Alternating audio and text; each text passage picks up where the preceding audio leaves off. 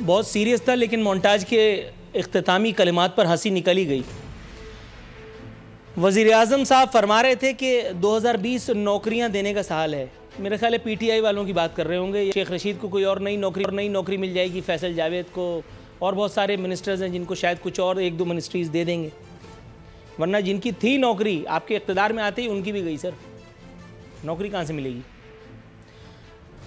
बाकी फिर वही चार्जशीट है। मेरा ख्याल है कि वज़ीर आज़म के तकरीर नवीस के ख़िलाफ़ आज भी वही तकरीर। अब या तो ये कि एक तकरीर मैं आपको लिख करके इखलाक़न दे देता हूँ, अगर आपको अच्छी लगे तो फिर आप मुझे ही ऑन बोर्ड ले लीजिए, क्योंकि ये तो फारिग लोग हैं। ये वही घिसी पिटी वही लाइनें ले करके और मतलब वही आदमी के कानों में उडेल रहे हैं। ऐसा लगता है कि जैसे सीसा पिघलाया जा रहा है। ये तो हम भी जानते हैं रियासत ने आज से पहले कुछ नहीं किया। आप 1.5 साल से हमें यही बात बताए जा रहे हैं। आप ये बताइए आपने क्या किया हुजूर? 5 रुपये का रिलीफ इस दफ़ा दिया था बस। उससे पहले तो जितनी अजियत हमें मिली है वो कौन बताएगा? आप बता रहे हैं कि हमारी तरजीह गरीब को ऊपर उठाना है, तो गरीब तो पहले ही ऊपर पहुंच चुका। वो कह रहा है भाई थोड़ा नीचे बुला लो। अब उसके घर वाले ही रह गए यहाँ बैठ करके दुआएं मगफिरत करने के लिए। गरीब तो कब का ऊपर जा चुका।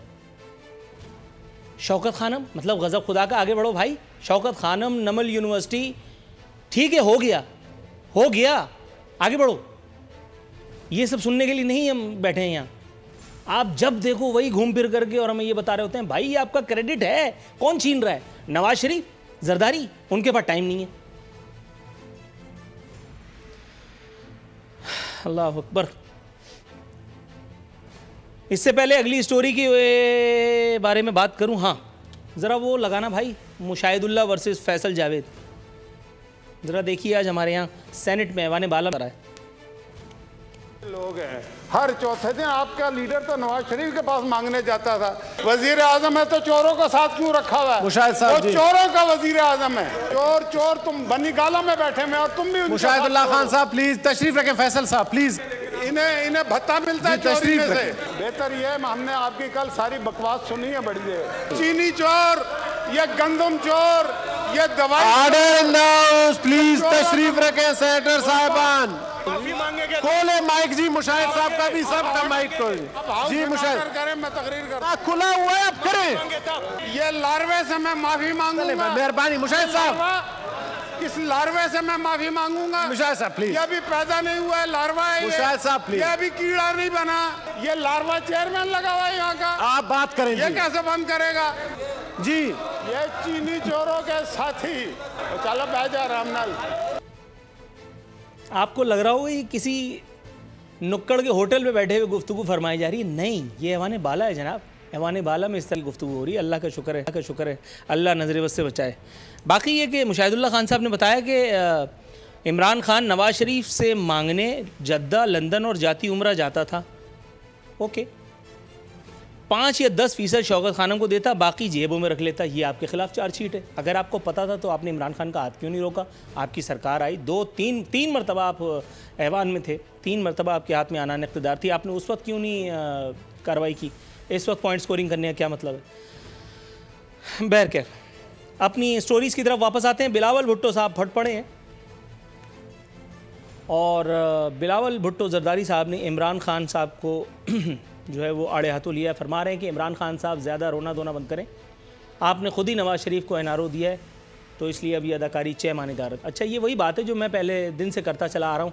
अब मेरा ख्याल है बहुत सारे लोग इसलिए मान जाएंगे क्योंकि किसी बड़े आदमी ने कह दिया है। हम तो खैर छोटे मोटे आदमी हैं, इसलिए हमारी कोई सुनता नहीं।